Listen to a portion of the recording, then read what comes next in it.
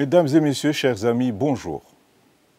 Lors des émissions précédentes, nous avons étudié le chapitre 1er du livre « Les principes de gouvernance de la Chine ancienne ». Ce chapitre s'intitule « La voie du dirigeant ».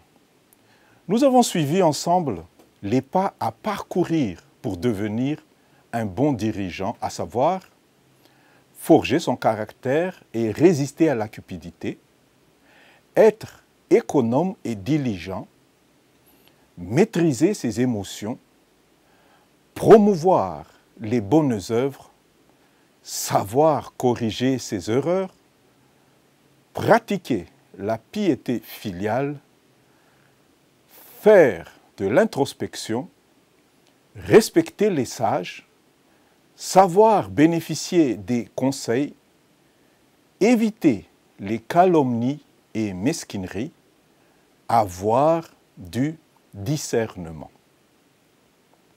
Aujourd'hui, nous allons aborder le deuxième chapitre du livre « Les principes de gouvernance de la Chine ancienne ». Ce chapitre s'intitule « L'art d'un ministre ». Qu'est-ce qu'un ministre? Un ministre est un agent du pouvoir gouvernemental qui est à la tête d'un ministère ou d'un département ministériel. Le ministre est donc un proche collaborateur du roi ou du président de la République ou du chef de gouvernement, et de son travail et de sa compétence dépendent en partie la prospérité ou la faillite du pays. On ne devient pas ministre par hasard.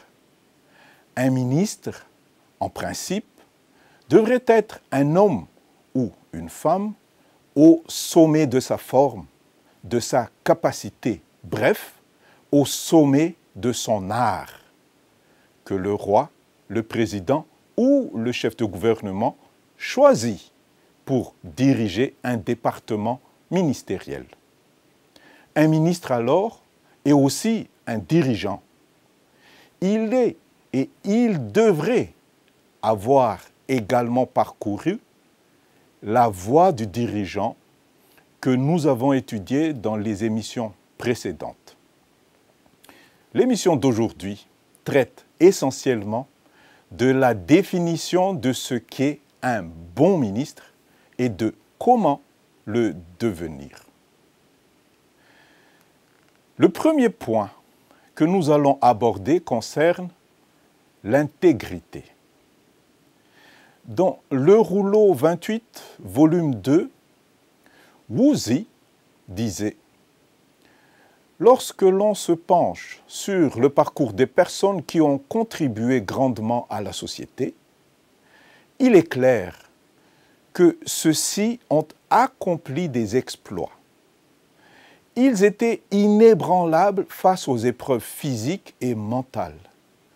Ils ont toujours mis à profit les leçons tirées des enseignements qu'ils étudiaient et ils restaient intègres même dans l'adversité. Les personnes qui contribuent à la prospérité de la société sont les personnes qui travaillent dur, surmontent les épreuves morales et physiques, mais surtout, ce sont des personnes qui restent intègres, même dans l'adversité. C'est seulement en restant intègres qu'ils peuvent accomplir des exploits. Mais que signifie rester intègre? Qu'est-ce qu'un ministre intègre? Dans le rouleau 44, Qian Fu Lun donne des éclaircissements. Il dit « Des ministres éclairés ou intègres ne flattent pas leur roi au point de corrompre sa vertu. Ils ne flattent pas non plus le peuple uniquement pour obtenir ses faveurs. Ils ne cherchent pas leur intérêt au détriment de celui du peuple ou arrange les lois pour satisfaire les puissants. Les ministres intègres savent reconnaître les comploteurs et observent une morale irréprochable afin de ne jamais défendre uniquement leurs intérêts personnels. Avoir une morale irréprochable veut dire, en tout premier lieu, être un ministre incorruptible. Un ministre intègre est un ministre incorruptible et qui a une morale irréprochable. Pour illustrer ce propos, voici une petite histoire rapportée par Hu Han-shu dans le rouleau 23, volume 3. Il y a bien longtemps, le ministre et érudit Zhang Yang fut promu préfet de la préfecture de Donglai. Au cours de son trajet pour rejoindre Donglai, il passa par le comté de Shangyi. Et à ce moment-là, au milieu de la nuit, il reçut la visite de Wang Mi, une personne qu'il avait recommandée pour administrer ce comté. Croyant bien faire, Wang Mi avait apporté 10 kilos d'or pour donner en cadeau à son bienfaiteur Zhang Yang.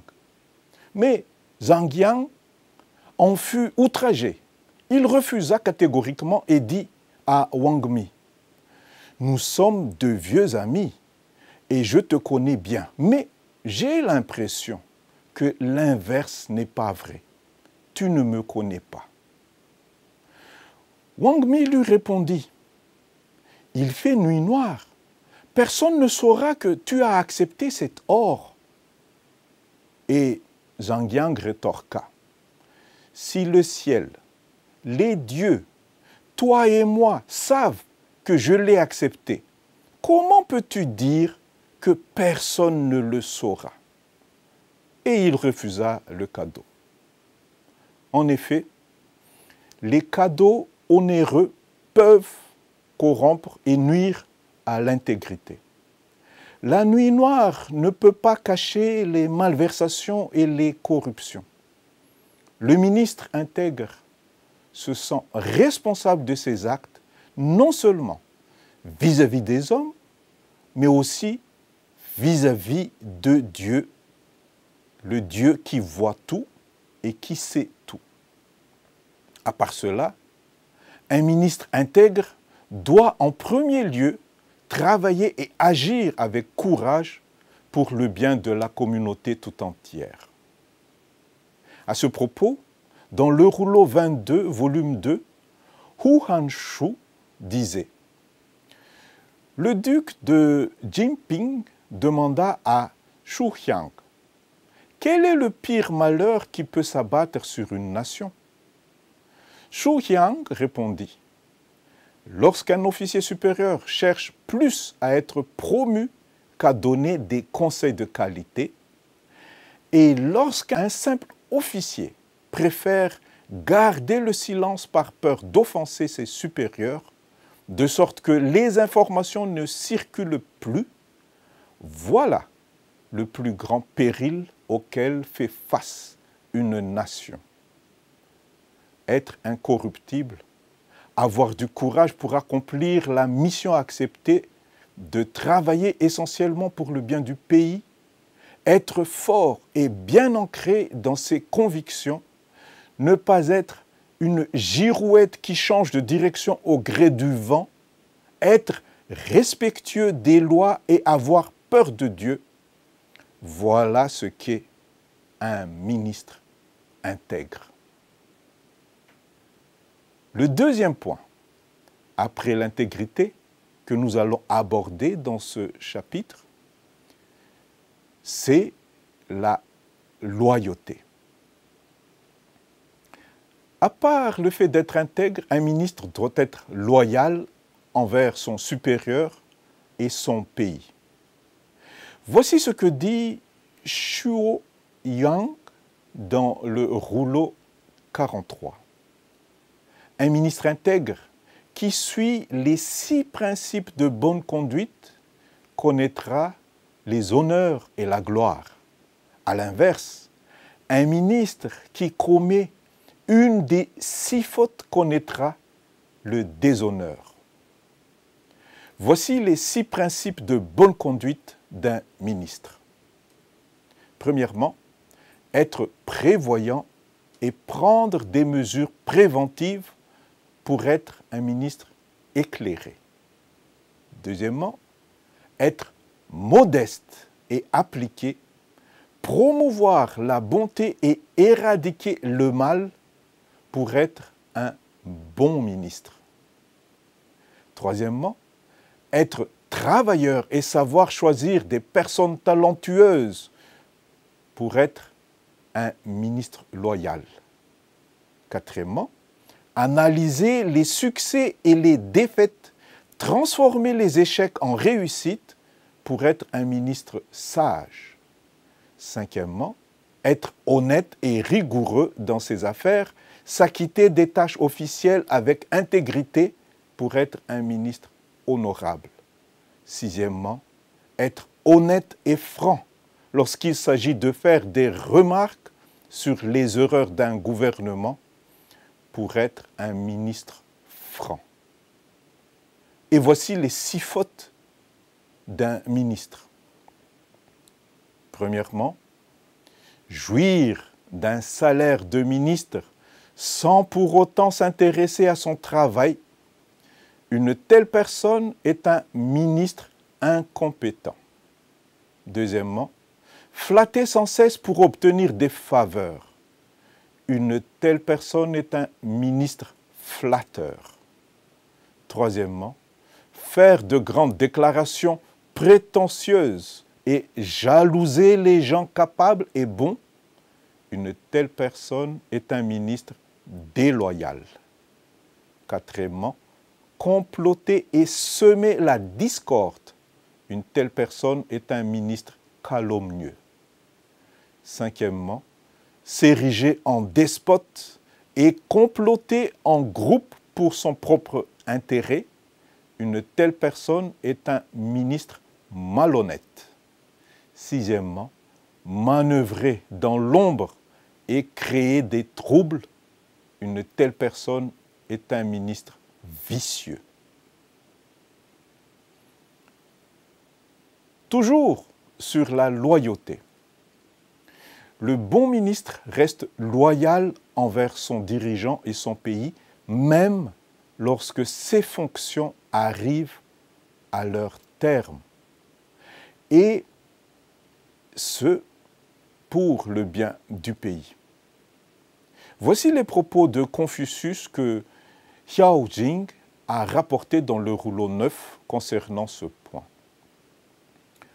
En commençant à servir le dirigeant ou à servir dans le gouvernement, une personne supérieure, c'est-à-dire un bon ministre, réfléchit à la meilleure façon de s'acquitter loyalement de ses tâches officielles.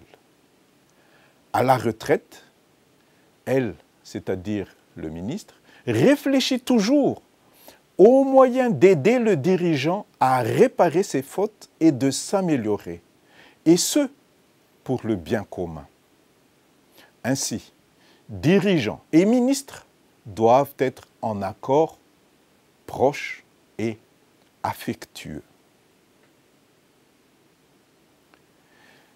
Le troisième point que nous allons aborder dans l'art d'un ministre concerne sa capacité de donner des conseils avisés. Il doit être de bons conseils. En effet, être de bons conseils est tout un art. Il faut gérer des multitudes de paramètres qui, la plupart du temps, ne dépendent pas de lui. Il faut être méthodique dans les approches et y aller par paliers, à commencer par conseiller la prévention, puis la rectification, avant d'aboutir éventuellement aux réprimandes et sanctions. Dans le rouleau 46, Sheng Jiang disait « Un fonctionnaire peut adopter 3 approches pour accomplir ces tâches. Prévenir, rectifier et réprimander. Prévenir consiste à prendre des mesures pour éviter les erreurs. Rectifier consiste à corriger les erreurs qui ont été commises. Réprimander consiste à punir les auteurs des fautes. La meilleure approche est la prévention, suivie de la rectification et enfin de la réprimande. Toujours à ce propos, le ministre doit être vigilant, non seulement sur la teneur du conseil, mais surtout, il doit bien choisir le moment opportun pour le donner. Voici ce que Confucius dit d'après Lun Yu dans le rouleau 9. Les serviteurs du roi doivent éviter 3 erreurs. Parler lorsque cela n'est pas nécessaire est imprudent. Se taire alors qu'il faudra prendre la parole et être fuyant. Parler sans avoir observé l'expression faciale du roi est un manque de tact. En effet, bien choisir le moment opportun pour parler et pour conseiller est aussi un art qui peut éviter beaucoup de malentendus.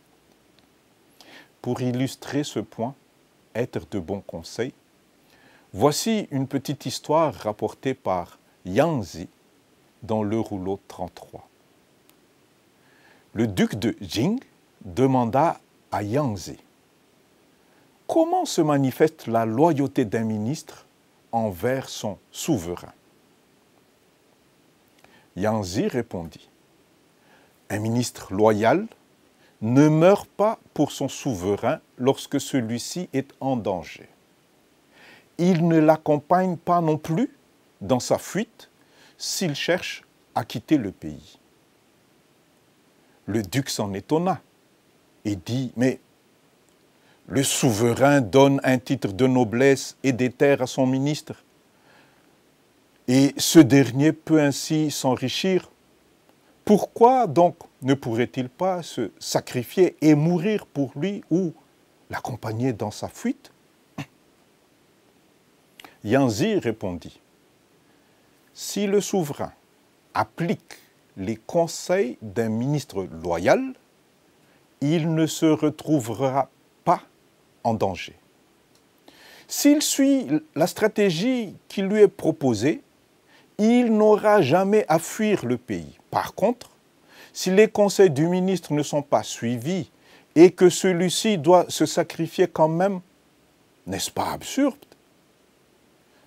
Si le souverain ne suit pas la stratégie proposée par le ministre et ce dernier se retrouve par conséquent obligé de l'accompagner dans sa fuite, n'est-ce pas hypocrite?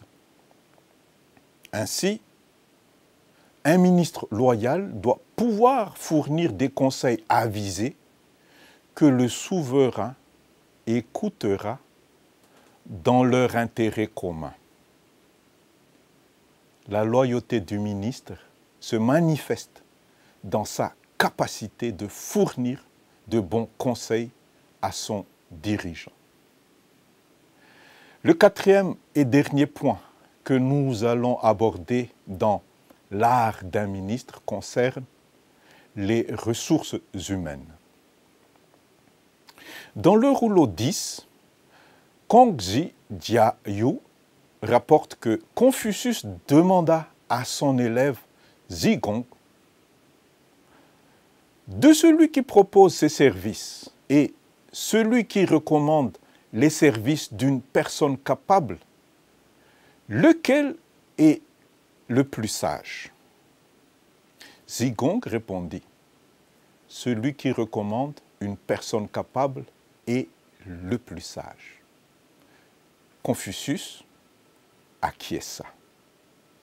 En effet, un bon ministre doit avoir la sagesse de reconnaître ses limites et d'avoir l'humilité de proposer le service de quelqu'un d'autre plus compétent que lui pour solutionner les problèmes posés.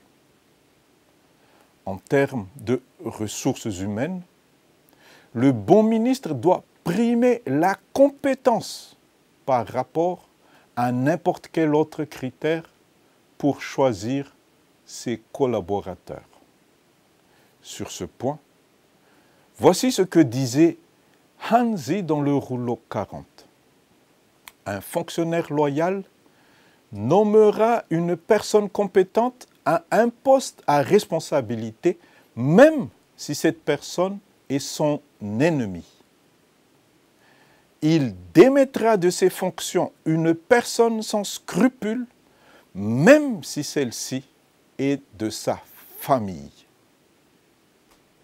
Dans le choix de ses collaborateurs, le ministre doit être ferme et ne regarder que ce qui est bien pour le pays.